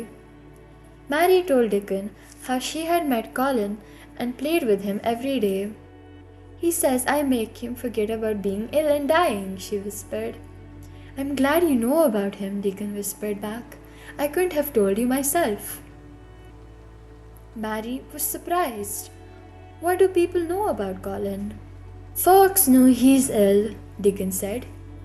"They know Mr. Craven doesn't want him talked about and can't bear to see his son when he's awake. Mr. Colin reminds him of his wife." "Does Colin really want to die?" Mary asked. "No, but Mother says he wished he'd never been born, and that's the worst thing for a child to think." Mary said softly, "Mr. Craven is afraid Colin will grow a hunchback. Colin's so afraid he almost never sits up. He feels his back for lumps. He says if he ever finds one, he'll scream himself to death." "He'll never get well if he keeps thinking like that," Dickon said, rubbing the fox's neck. "If Colin were here, he wouldn't think about finding lumps. He'd watch the buds break and the flowers bloom. Do you think he'd be willing to come here?" "I'm sure he would," Mary said. "He knows about the garden, but not that we've found it. Maybe he'd come outside for us. He could order the gardeners and everyone to stay away. I'm certain Colin could keep a secret." Dickon smiled. "Then we'll get him out, for sure." Chapter 16. An Argument. Mary had almost forgotten about seeing Colin that afternoon. After lunch, she asked Martha to tell him that she couldn't come till later. "That'll put him in a bad mood," Martha said fearfully. But Mary wasn't used to thinking of others' feelings. She didn't understand how lonely life could be for a person who was ill and nervous and thought he couldn't control his temper. She and Dickon worked all afternoon. They rested a little, and Dickon played a song on his flute. He told her about the trees that would bloom before spring was over: apple, cherry, peach, and plum. As the sun set, they both promised to return to the garden the next morning. When she returned, Martha was waiting. Her face was not happy. Mr. Colin's been acting terrible all afternoon. We've had quite a time keeping him quiet. You should have gone to see him today. But Mary didn't feel guilty or afraid when she went to his room. She marched straight up to him and said, "Why are you still in bed?" "I got up this morning thinking you were coming," he said, looking away, "but I made them put me in bed this afternoon. My back and my head ached." "Why didn't you come?" "I was in the garden with Dickon," she said. "I won't let him come here any more," said Colin in his Rajah manner. Mary grew angry, stiff, and stubborn. "If you send Dickon away, I'll never visit you again." "I'll make you," he shouted. "They'll drag you here." "Oh, will they, Mr. Rajah?" Mary said fiercely. "But they can't make me talk to you or look at you." Even though they could have a rough and tumble fight, they could yell and shout. "You're selfish," Colin cried. "No, you're selfish," Mary shouted. "I'm not as selfish as Dickon," Colin yelled. "He keeps you playing in the dirt when he knows I'm here all alone." Mary's eyes flashed with anger. "Dickon's nicer than any other boy," she exclaimed. "He's magical. He's like an angel." "He's just a common country boy," Colin said with a sneer. "He's better than a common Rajah," Mary shouted back. Their arguing was getting the better of Colin.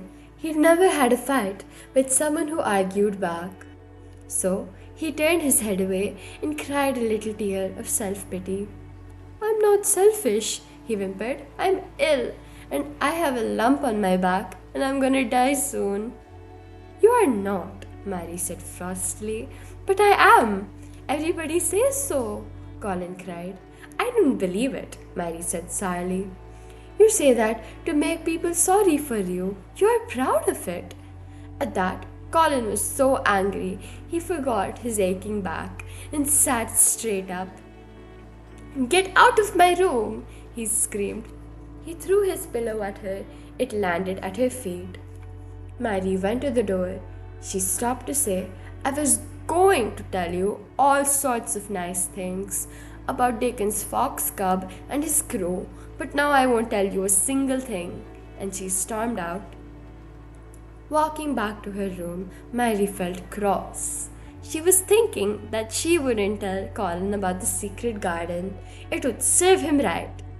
Then she remembered how afraid Colin was that he would become a hunchback and die. She knew he had tantrums when he was tired and afraid. Just maybe he was thinking about lumps because he was alone this afternoon, she thought. "I think I will go see him tomorrow, even if he throws pillows at me." Chapter 17. A Tantrum. But Mary didn't see Colin the next day. Instead, she worked in the garden till sunset. She was very tired and went to bed soon after supper. She decided to see her cousin the following afternoon. In the middle of the night, dreadful noises awoke her. She heard doors slamming and someone crying and screaming horribly. "It's Colin," she said. "He's having hysterics." Just listening made her feel sick and shivery. She pressed her hands to her ears, but the noise was too loud. She wanted to have a tantrum herself, to frighten Colin as much as he was frightening everyone else. Mary hurried to Colin's room. The closer she got, the louder were his screams. She slapped open his door and ran to his bed. "You stop," she shouted. "I hate you. Everybody does. You'll scream yourself to death in a few minutes, and I wish you would. She went on. Her words were just the shock Colin needed. He was lying on his stomach, jumping around like a caught fish. His face was red and swollen as he gasped and choked. But Mary didn't care. If you scream again, I'll scream louder than you, she shouted. I can't stop, he wept. I felt a lump on my back. Then he turned over and sobbed some more. But he didn't scream. No, you didn't, Mary said fiercely. If you felt something, it was an imaginary, hysterical lump. Let me look. She called to the nurse. Come show me his back this minute. The nurse, Mrs. Medlock, and Martha all huddled in the doorway. The nurse seemed afraid to touch Colin, but he gasped in fear. Show her, then she'll see. The nurse gently pulled down Colin's nightshirt to expose his spine. Colin was pitifully thin and his ribs showed. Mary examined his back with her most solemn expression. There's not a single lump, she proclaimed at last. Nothing but backbone. You can feel it because you're so thin. But there's not a lump as big as a pin. If you ever say it again, I'll just laugh. No one had spoken to him this way before. The adults didn't know his secret fear, and he had never known other children who might have told him the truth. Now, Mary was so angry and cross that he almost believed her. The nurse said, I didn't know he thought he had a lump. His back is weak from disuse, but there's no lump. There isn't? Colin asked with a sob. None at all, sir, the nurse replied. Do you think I could live to grow up? For a change, Mary heard him speak like a real boy, not like a Rajah. The nurse told him what the London doctor had said. You probably will if you do as you're told, control your temper, and get plenty of fresh air. Colin felt worn out, and he became gentler. Mary, too, was not angry anymore. He put out his hand for her to take. I'd like to go out with you, Colin said. I won't hate fresh air if we can find... He stopped himself. He'd almost said the secret garden. Then he said, I'd like to go out if Dickon would push my chair. I'd like to meet Dickon and his animals. The nurse brought the children cups of tea, and Mrs. Medlock and Martha slipped away. The nurse told Colin that he needed to sleep, but that Mary could stay for another half hour. When the nurse had gone, Colin squeezed Mary's hand. I almost told them about the secret garden, he said anxiously, but I stopped myself. Have you found a way in yet? Mary looked into his red, swollen eyes. Yes, she said softly. I think I have. If you go to sleep, I will tell you everything tomorrow. Won't you tell me what you imagine it looks like? Colin begged. This was better than picture books. You can pretend you've seen it. Colin's eyes were already heavy, so Mary talked him to sleep. She told him how the rose vines might climb over the walls and hang from tree branches, and how daffodils and snowdrops might be growing underground. She told him how the birds might build their nests there, where it was safe and quiet. Colin very happily fell asleep. Chapter 18. Sharing a Secret. Mary slept late into the next morning. Martha awoke her and said, Colin is feeling ill after his tantrum, but he asked, Please see if Miss Mary will come talk to me. Imagine him saying please. Will you go? Mary agreed. She was wearing her hat when she went into Colin's room. Are you going somewhere? He asked in a weary but pleased voice. I have to talk to Dickon, but I'll be back soon, she said. It's about the secret garden. Colin's eyes lit up. Oh, I dreamed about it last night, he remarked. I'll keep imagining it until you come back. 5 minutes later, Mary was in the garden. Dickon was working with two squirrels called Nut and Shell sitting on his shoulder. Captain lay on the ground and Soot perched on a tree branch. Mary told Dickon her idea that he could visit Colin the next day with the animals. After a few days, they could bring Colin outside. Aye, good plan, Dickon agreed. Mary wanted to stay in the garden, but she knew Colin was waiting. She hurried back to his bedside, where Colin did a strange thing. He sniffed at her. I smell flowers and fresh things, he said. It's cool and warm and sweet at the same time. Lad, she said, just like Dickon would. It's the wind from the moor and the smell of new grass in springtime. Mary talked to Colin about Dickon and his animals. She told him about Soot and Captain and two squirrels. She described the wild pony that followed Dickon across the moor. Does the pony really understand Dickon? Colin asked. It seems like magic, Mary replied. But Dickon says that anything will understand you if you're friends with it, for sure. I've never had anyone to be friends with, Colin said sadly, and I can't bear other people. What about me? Mary asked. Oh, I like you, Colin said. I used to not like anyone, Mary admitted, but I got to know Ben and the Robin and Dickon. I probably wouldn't like you if I hadn't liked them first. I wouldn't mind Dickon looking at me, Colin said. I'm glad, Mary answered, because... Then she told him about the plan for Dickon's visit, about finding the key and the ivy-covered door, and about their work to make the secret garden grow. Oh, Mary, he said with a kind of sob. Will I live to go in and see it? Of course you will, Mary snapped. Don't be silly. Colin relaxed and laughed at himself. Then Mary said, I couldn't tell you about the garden before because I was afraid, but now I trust you, for sure. Chapter 19. Colin's Visitors. Dr. Craven came to Misselthwaite Manor, as always, after one of Colin's tantrums. He expected to see a pale, weak, sobbing boy lying in bed. Imagine his surprise when he saw Colin sitting up on the sofa and reading a picture book with Mary.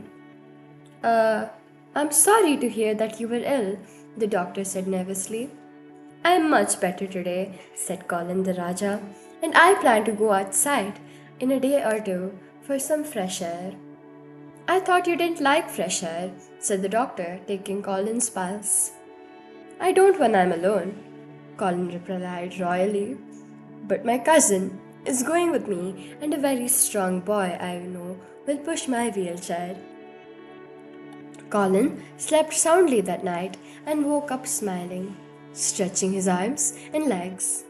His mind was full of plans and thoughts about the garden and Dickon and his wild creatures. It was nice to have good things to think about.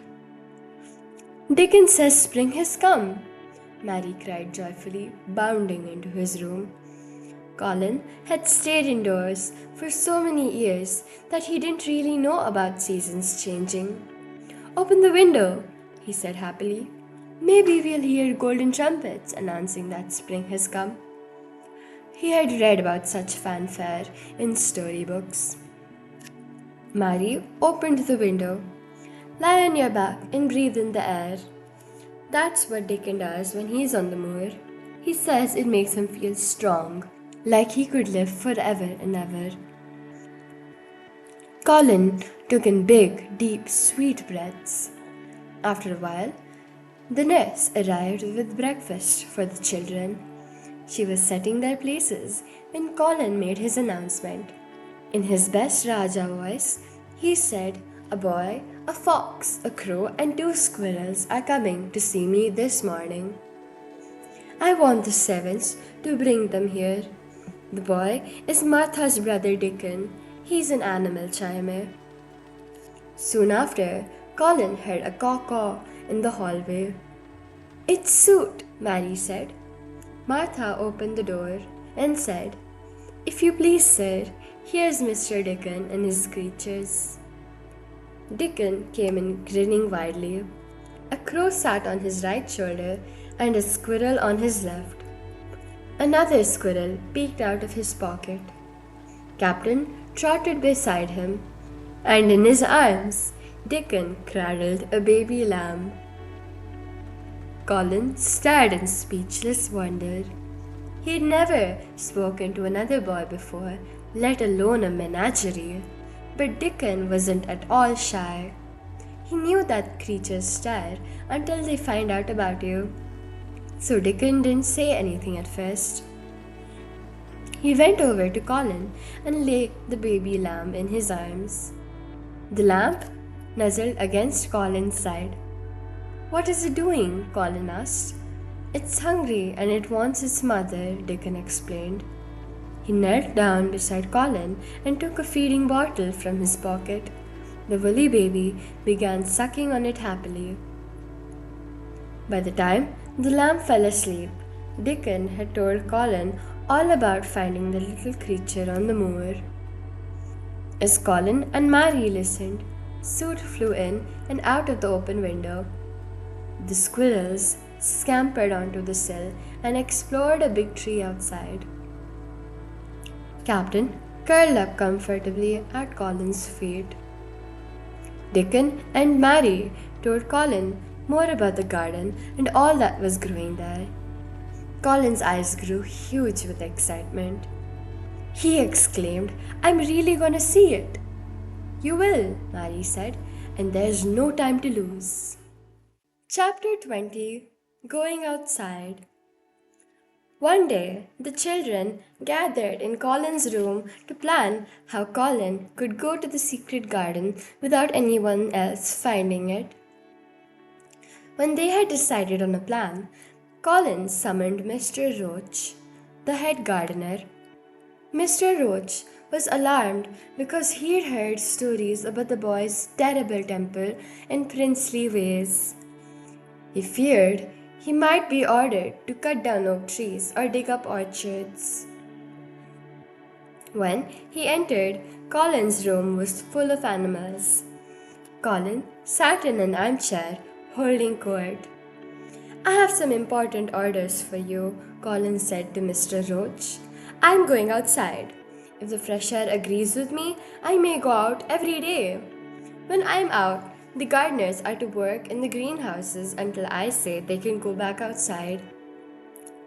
Mr. Roach was relieved. Very well, sir, he agreed.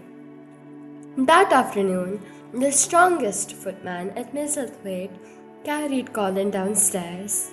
The nurse helped Colin into his wheelchair, surrounded by cushions with a blanket over his legs. Then Colin waved all the grown-ups away. Dickon pushed the chair outdoors slowly, and Mary walked beside it. At last, they came to the long path by the ivy-covered walls. This is where the robin flew over the wall, Mary said in a soft tone. She pointed at the spot under a lilac tree and said, and that's where I found the key. They reached the place where the robin had perched in the ivy. This is where the wind blew back the ivy, Mary explained. She held back the thick ivy to reveal the garden door. Then she turned the handle and Dickon pushed Colin forward. Colin covered his eyes until they were inside. The door clicked shut. Colin dropped his hands and took his first look at the secret garden. All around, he saw the tender green vines and branches of the rose plants. Overhead bloomed the white and pink puffs of blossoms in the fruit trees. Dotting the ground were gold and purple and white flowers. The air was full of chirping and birdsong. The sun felt warm on his face. Mary and Dickon both stared at Colin. There was a pink glow in his ivory face, neck, and hands. Colin took a deep breath. "I shall get well," he shouted with glee. "Marry Dickon, and I shall live forever and ever." Chapter 21. Someone Else in the Garden. Dickon pushed Colin around the garden. Colin wanted to hear about every tree, flower, and blade of grass. Sometimes he laughed at Dickon's stories, and Mary had to remind him to speak softly. They finally stopped under the apple tree. Colin noticed something new. "That old tree over there," he inquired, "is it quite dead?" "Aye," Dickon said, "but the roses have climbed over it. When the flowers bloom, it'll be the prettiest in the garden." "It looks like a big branch is broken off," Colin remarked. "I wonder how that happened." Mary felt uneasy because she didn't want her cousin to know about his mother's accident. She was relieved when the robin distracted Colin by darting over to its nest with a fat worm in its beak. Colin chuckled softly. "He's taking an afternoon snack to his mate. I could use some tea and biscuits myself." Maybe the garden was magical, Mary thought. Colin seemed like a completely different boy. His face glowed and he laughed. It was as though nothing could make him angry or afraid. "I don't want this afternoon to end," Colin said. "But I'll come back tomorrow, and the day after, and every day after that. I'll see spring and summer here. I'll watch everything grow. I'll grow here myself." Dickon said, "We'll have you walking and digging before long." Colin's face flushed. "You think so?" Dickon answered cautiously, "Well, you've got legs, same as other folks." Mary was nervous until Colin said, "There's nothing really wrong with them, except they're very weak and thin. I'm afraid to stand because they shake so much." "You'll stop being afraid after a while," Dickon smiled. They were all quiet for some time. They wanted to enjoy every last minute of the afternoon. But their silence was broken when Colin said in an alarmed whisper, "Who's that man?" while pointing to the high wall. Mary and Dickon instantly turned around. It was Ben Weatherstaff on a ladder peering down at them.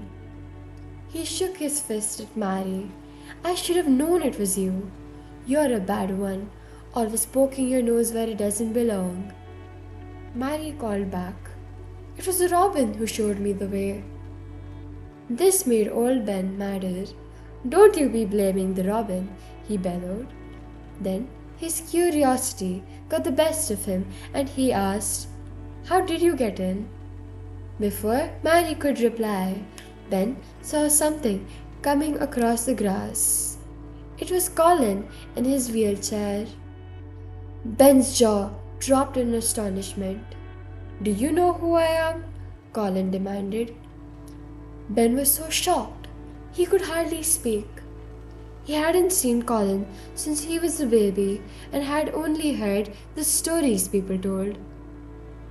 At last, Ben said, without thinking, I know you. You have your mother's eyes. You're the poor crippled lad." Colin's face turned beet red. He sat up and yelled, "I am not a cripple." "You don't have crooked legs?" Ben asked in a hoarse voice. This was too much for Colin. His anger and pride made him forget everything else. He threw the blanket off his legs and called to Dickon for help. Colin grabbed Dickon's arm, stuck out his thin legs on the grass, and stood up, tall and straight as an arrow. "Look at me," he shouted. What Ben did next was even more surprising to Mary. The old man choked and gulped, and tears ran down his wrinkled cheeks. Ben gasped out, You're as thin and white as a ghost, but there's not a bump on you. Bless you, boy. You'll be a man yet." Colin stayed standing. In his Rajah voice, he said, "When my father's away, you have to obey me. This is my garden. Get down from that ladder. Miss Mary will show you inside. Now that you've seen us, you'll have to keep our secret." Ben could hardly take his eyes off the boy. Then he touched his hat politely and said, "Yes, sir." Mary ran out of the garden. Colin turned to Dickon, who was beaming. "I told you that you could stand up when you stopped being afraid," he grinned. Colin held his head high. Then he remembered what Mary had said about Dickon. "Are you doing magic?" he asked. "No, you're doing the magic," Dickon replied. "The same magic that makes plants grow and trees blossom." "I want to walk to that tree," Colin said, "so I'll be standing there when he comes in." And he did it. Dickon held his arm, but Colin was wonderfully steady. He was standing beside the tree when Mary and Ben entered. Mary was amazed. Under her breath, she repeated, "You can do it." Colin addressed Ben. "Look at me. Am I a hunchback? Have I got crooked legs?" "Not you, sir," Ben said in almost his usual way. "But why have you been hiding? Letting folks think you're crippled and washer-footed?" "Who said that?" Colin demanded angrily. "Lots of folks tell lots of lies," Ben said. "Everyone said I was going to die," Colin said fiercely, "but I'm not." Ben looked him up and down. "No, so," he said gently. "You've got too much pluck. I saw that when you planted your feet on the ground. Now sit yourself down a bit, sir." Colin did sit. In a softer tone, he asked what work Ben did in the gardens. "Anything I'm told," the old man said. "I'm kept on here because your mother, she liked me." There was a soft look in his eyes. This was her garden. After she was gone, I'd come here in secret and climb over that wall. But the last 2 years, I haven't been able to, because of my stiff knees. "So you did the cutting and pruning," Dickon exclaimed. Ben continued, "Mrs. Craven was so fond of this place. Once she made me promise that if she was ever ill or away, I'd tend her roses. When she died, everybody was ordered to stay out, but I kept my promise." "I'm glad you did," Colin said kindly, "and I know you can't keep our secret." I will," Ben said, "and I'll be glad to come in by the door again." Colin reached for Mary's trowel. His hand was weak, but he stuck the trowel in the ground and turned over some dirt. He looked up at Dickon and said, "You told me I could walk and dig, and here I am doing it." Ben laughed hoarsely. "You're a Yorkshire lad for sure," he said. "How do you like to plan something? I can get a rose in a pot." Colin gladly agreed, and Ben hurried away, forgetting about his aches and pains. With Dickon's help, Colin dug until the hole was deep enough. Ben soon returned from the greenhouse. He hobbled as fast as he could and presented the potted rose to Colin. Colin set the plant in the hole and held it while Ben filled in the soil firmly. "I planted it," Colin proclaimed with satisfaction. "Help me up, Dickon. I want to be standing when the sun sets. That's part of the magic." When the sun went down on this strange and wonderful day, Colin was standing straight up on his own 2 feet and laughing. Chapter 22. The Magic. Everything that happened in the garden seemed magical. The plants grew, seeds took root, and the children changed for the better. Ben would talk to them about gardening and about Colin's mother. She loved plants that could almost touch the sky. She said the blue sky always looked so joyful, he shared. One day, Colin told Mary, Dickon, and Ben to stand in a row. I'm going to try a scientific experiment, he announced grandly. I'm going to discover all about magic, just like scientists study electricity. Mary knows about it because she's from India, where they believe in magic. Dickon is an animal charmer. I learned to stand up here. So each day I'm going to say, magic is in me. Magic is making me well. Magic is making me as strong as Dickon. Will you help me by saying the words? What should we do? Mary asked. It seemed rather mysterious. Colin had them sit in a circle. He began to chant. Over and over, he said, being alive is the magic. Being strong is the magic. The magic is in me. It's in all of us. After some time, Colin announced, Now I'm going to walk around the garden. He led the way. Dickon walked on one side and Mary on the other, followed by Ben, the squirrels, the fox, and the lamb. Every few yards, they stopped to let Colin rest. Colin held on to Dickon's arm, but managed a few steps alone. He kept repeating his chant until he had circled the whole garden. I did it, he cried. The magic worked. My first scientific discovery. Dr. Craven mustn't know, Colin warned. No one can know until I can walk and run like other boys. I'll keep coming here and back in my wheelchair, but when my father returns to Misselthwaite, I'll walk in his study and say, Here I am, like any other boy. I'm well and will live to be a man. He won't believe his eyes, Mary said happily. After my experiment is over, Colin told them, I'm going to become an athlete. Ben almost jumped up with excitement. We'll teach you to box. You can be the champion prize fighter of England, he declared. Colin was quick to correct him. I shall not be a prize fighter. I shall be a scientific discoverer. Ben humbly pulled his cap down and said, I beg pardon, sir. But under his cap, Ben's eyes twinkled with delight. He knew the boy was gaining in strength and spirit. Chapter 23. Susan Sowerby Saves the Day. The children had agreed that Mrs. Sowerby could share their secret.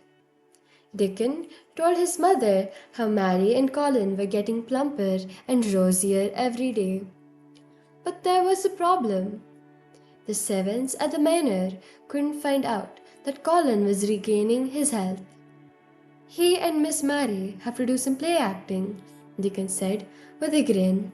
Mr. Colin complains as usual and acts helpless, and Miss Mary treats him like he's a weak, pitiful thing. When they get to the garden, they burst out laughing.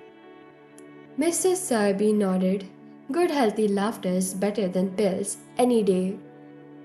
Dickon said, They're both so hungry now that they keep asking for more food. But if they ask for too much, the servants and the doctor get curious. The doctor said that he'd write to Mr. Craven about it, which scared Colin. Colin wants to surprise Mr. Craven when he comes back. Maybe I can help, Mrs. Sowerby said. She offered some fresh milk, extra bread, and currant buns for Dickon to take to the garden.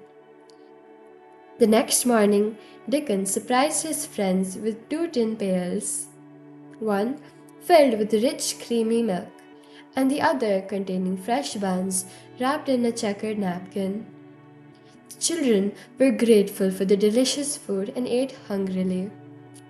Colin remarked, Mrs. Sowerby must have the magic in her too. That makes her think of ways to do nice things. Now, staying inside on rainy days made Colin bored and restless.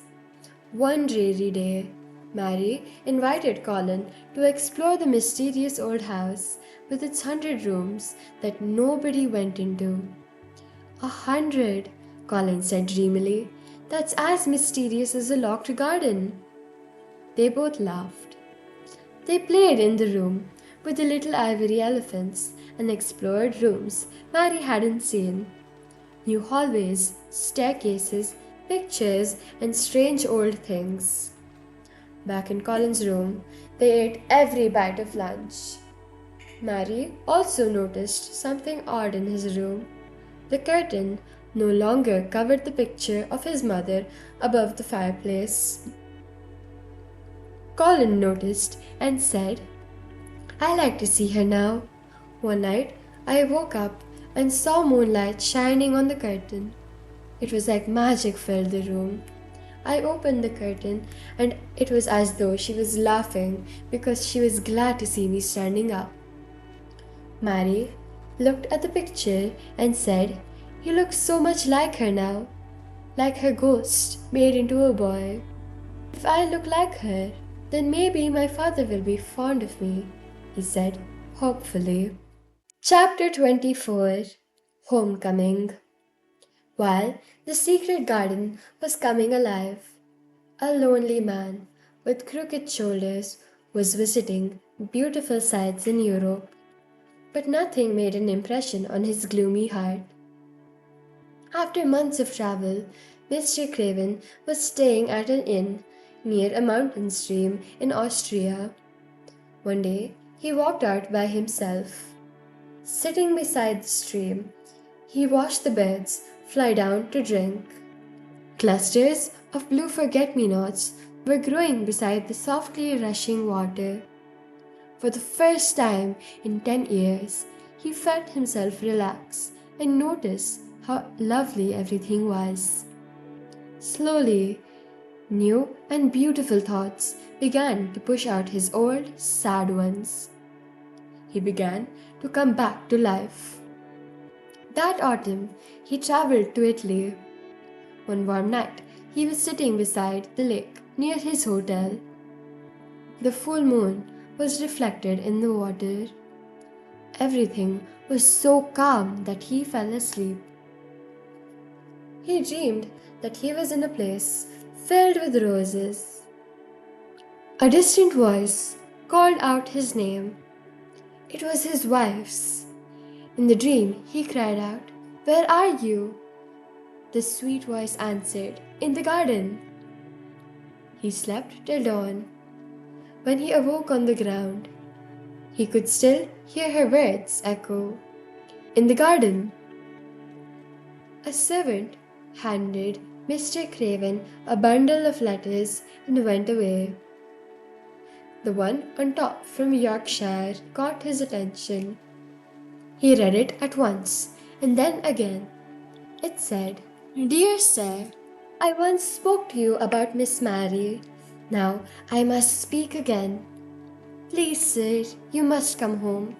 I think you would be glad to come. If I might be so bold, I think your wife would ask you to come if she was here. Your obedient servant, Susan Sowerby." He thought about the letter and about his dream. He decided to return to England at once. On the train back to Yorkshire, he worried that Colin was seriously ill, maybe dying, but he decided not to give in to his dark thoughts anymore. For the first time in years, he looked forward to coming home. His heart felt warm. When he finally reached the manor, he called for Mrs. Medlock and asked how his son was. To tell the truth, Mrs. Medlock said, "Mr. Colin might be better or he might be changing for the worse. We can't make him out. You know how he hated to see people and would never go outdoors. Well, he's taken a great fancy to Miss Mary and Dickon Sowerby. Now they push him in his chair and go outside by themselves every day. None of us is allowed near them. I've tried to protect him, "But he's there now, sir, in the garden." Her words rang in his ears. They were the same sweet words of his dream. He left Mrs. Medlock to go find his son. He followed the same route Mary had taken on her first day at the manor. He knew where he must go, but he walked slowly. It had been so many years since he locked the door to his wife's garden. He wasn't sure if he could find the key. When he reached the ivy-covered wall, he stopped and looked around. He heard a scuffling sound, as if someone was running in the autumn leaves. He seemed to hear voices and the happy laughter of children. Was he dreaming? Suddenly, the door of the locked garden flew open. A boy burst through it, running at full speed. The boy didn't see the man and nearly crashed into him. Mr. Craven grasped the boy to keep him from falling. Who was he? Mr. Craven saw that he was tall and handsome. His cheeks glowed and his thick, curly hair fell over his forehead. The boy's eyes shone with laughter, and when he pushed his hair back, Mr. Craven gasped when he saw the grey eyes rimmed with black lashes and full of boyish fun. Colin had not planned to meet his father this way, but this was better. He'd been running a race and had dashed through the door ahead of Mary. Now he was standing with his father's hands on his shoulders. "I'm Colin," he said. "You can't believe it. I can hardly believe it myself." Mr. Craven could only repeat, "In the garden." Colin exclaimed, "Yes, father, the garden did it, and Mary and Dickon and the wild creatures. And the magic. We kept it all a secret until you came. I'm well now, and I'm going to be an athlete and a scientific discoverer." Colin spoke so naturally that Mr. Craven trembled with joy. He looked into his son's handsome, healthy face. He was speechless. Finally, Mr. Craven said, "Take me into the garden, my boy. Tell me all about it." The garden was brilliant with autumn colors: gold, purple, violet, and flaming red. Late lilies of white and red waved in the breeze. Autumn roses climbed upward and hung like curtains from the yellowing trees. Mr. Craven remembered when they were planted. "I thought it would be dead," he gasped. "Mary thought that when she found the garden," Colin said, "but it came alive." The children led Mr. Craven to the grassy spot under their tree. They introduced Dickon and everyone sat down. Colin and Mary began to tell their story. It was the strangest tale Mr. Craven had ever heard. Sometimes he laughed so hard that tears came to his eyes, and sometimes his cheeks were wet, just like old Ben's when he saw Colin stand up. Ben had been listening nearby. He excused himself so that he could be back at the house when the servants first set their eyes on Mr. Craven and Colin. When Ben entered the kitchen, Mrs. Medlock asked if he had seen Mr. Craven or the boy. "Aye," Ben said, "I've seen them both." "Together?" Mrs. Medlock asked anxiously. "What did they say to each other?" "I couldn't tell," Ben said with a sly grin. "But there's things going on outside that you house people don't know." He went over to the kitchen window. "Well, look at that," he said. "Look what's coming across the lawn."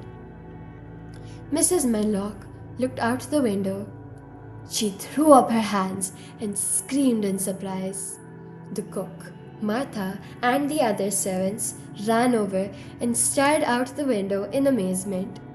Across the grass came the master of Misselthwaite. smiling and laughing like no one had ever seen before. And at his side walked a tall, smiling lad, as straight and steady as any boy in Yorkshire. The servants gasped. It was Master Colin.